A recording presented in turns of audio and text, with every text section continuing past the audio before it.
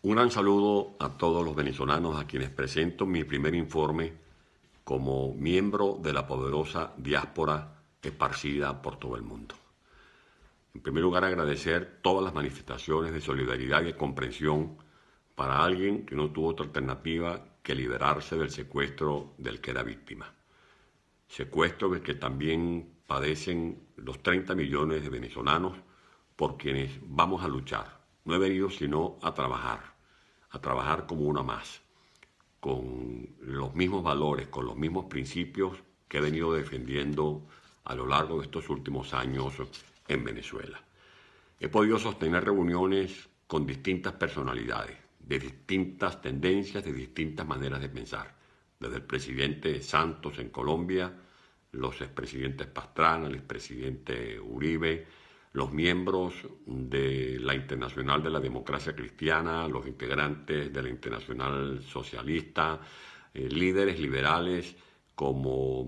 el diputado Albert Rivera, socialistas como Pedro Sánchez, conversaciones con el expresidente Felipe González, con el expresidente Aznar, la conversación solidaria con el presidente Rajoy, con su canciller, con su vicepresidenta, con su ministro del Interior, definiendo el estatus que todavía no se ha clarificado. Es un tema que estamos en proceso de análisis porque queremos un estatus que me permita no solamente poder visitar distintos países de Europa, sino también poder desplazarme por los Estados Unidos, a donde iré en los próximos días, por Centroamérica, por Suramérica, por donde hay un camino que me conduzca a tocar las puertas de cualquier persona, de cualquier institución, para hablar sobre la libertad de Venezuela.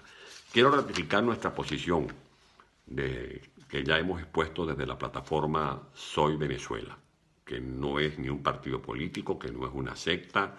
sino que es un nuevo escenario de participación ciudadana que busca aglutinar a los venezolanos que luchan, no para hacer un diálogo ficticio, una parodia de diálogo como el que se comenzó a hacer el año pasado, que lo que ha traído es más desventura, más desconsuelo y más frustración para los venezolanos. Decir la verdad no ofende, decir la verdad es poner las cosas en su justo lugar. Nosotros creemos que lo que se va a hacer en Santo Domingo no va a producir los resultados que necesita Venezuela. Más que dialogar, es hora de una negociación para establecer los términos de la salida de Nicolás Maduro. Maduro ha colapsado la economía venezolana. Maduro no es que tiene a Venezuela al borde de un abismo, sino que ha hundido en un abismo a nuestro país, que lo que ve son sendas oscuras, caminos inciertos, gente sumida en la pobreza, gente sumida en una crisis moral que estamos llamados a resolver.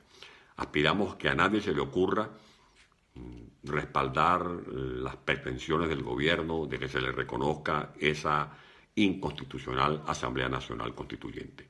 Que nadie comprometa la voz del pueblo de Venezuela pidiendo que se levanten las sanciones, porque no son sanciones contra el pueblo, sino sanciones contra individualidades que están relacionadas con el narcotráfico y con el terrorismo. Solo basta escuchar aquí en Europa que la oficina de narcotráfico instalada en Viena ha determinado que por lo menos el 60% de la cocaína que llega a Europa proviene de Venezuela. Estamos hablando de la necesidad de un canal humanitario que no puede administrar en ningún caso un gobierno que es responsable de gravísimos casos de corrupción y un gobierno que ha dilapidado una fortuna, que ha malbaratado miles y miles de millones de dólares, mal pudiera administrar una ayuda humanitaria que más bien debe ser canalizada a través de movimientos religiosos que garanticen que esos alimentos, que esos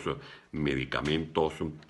lleguen a quienes realmente lo requieren en estas circunstancias de emergencia humanitaria que vive Venezuela. Vamos a llevar la voz de los estudiantes, a reconocer que gracias a la lucha de los estudiantes, de los escuderos, de esos venezolanos que murieron, que dibujaron con su sangre el mapa sentimental de Venezuela en meses de protestas, es que hoy se habla de Venezuela en muchas partes del mundo. Vamos a pedir respaldo para las diligencias que ha hecho el señor Almagro como secretario general de la OEA, que Venezuela pueda encontrar mecanismos de solución de la crisis que estamos viviendo. Y hemos aclarado, como lo hice ayer, ante delegados de más de 170 países, que no aceptamos que se nos compare a nosotros en Venezuela como que si fuésemos el mismo cuadro de Colombia. Cuando se dice, bueno, es que así como hay un conflicto armado entre la FARC y el gobierno en Colombia, hay un conflicto entre la oposición y el gobierno de Venezuela. No, nosotros no somos la FARC, nosotros no somos traficantes de droga. Nosotros no somos responsables de crímenes de lesa humanidad. Nosotros no estamos haciendo una guerra con fusiles ni con secuestros. Nosotros simplemente pedimos soluciones electorales que fueron negadas, que fueron cerradas. Quienes han trancado la vía electoral en Venezuela son precisamente los que dirigen esta narcotiranía que debemos sustituir por un gobierno que le devuelva la posibilidad a los venezolanos de disfrutar de la libertad y de sus más elementales derechos humanos. Seguiremos luchando por Venezuela, no los vamos a